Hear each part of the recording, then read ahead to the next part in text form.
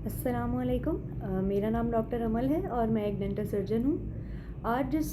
Topic के बारे में मैं आपसे बात करना चाहती हूँ वो ये है कि बहुत से पेशेंट्स हमारे पास आकर ये कहते हैं, जब उनके दांत में दर्द शुरू ही होता है तो वो ये कहने आ जाते हैं कि आप ऐसा करें, हमारे इस दांत को निकाल दीजिए।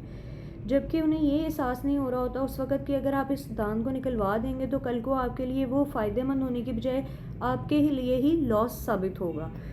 उस सब में जो बात मैं बताना चाह रही हूँ आज वो ये है कि अगर आपका दांत ख़राब होता है तो उसको आपको रूट कैनाल के ज़रिए सेव करवाना चाहिए, ना कि आप फर्स्ट गो में जो है वो इस तरफ चले जाएं कि हम दांत निकलवा देते हैं, उसके बाद क्या है बाकी दांत तो मौजूद है ना, उनसे हम अपना जो है डेली अपने जो खाना और सब कुछ है वो कर लेंगे।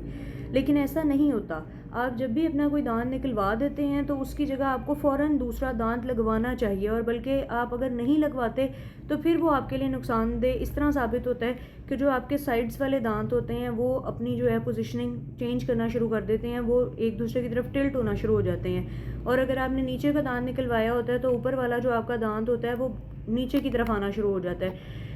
होता ये है कि दांतों को जो है जैसे ही स्पेसेस मिलती हैं तो वो अपनी स्पेसेस को यूटिलाइज़ करने के लिए, उनको फिल करने के लिए जो है वो मूवमेंट शो करते हैं। अगर आप उसकी जगह अपने ही दांत को रहने देंगे तो जो आपका खुद का दांत है वो हज़ार दर्जे बेहतर है किसी भी नकली दांत से। तो आपको चाहिए कि अगर आपका दांत इस काबिल है कि उसका रूट कैनाल किया जा सकता है तो आपको रूट कैनाल करके अपने दांत को सेव करना चाहिए, ना कि उसे निकलवाना चाहिए। अगर आप अपना दांत निकलवा देते हैं तो उसके बाद आपको ये है कि अगर आप रिप्लेसमेंट नहीं करवाते, आप उसकी जगह दूसरा दांत नहीं लगवाते,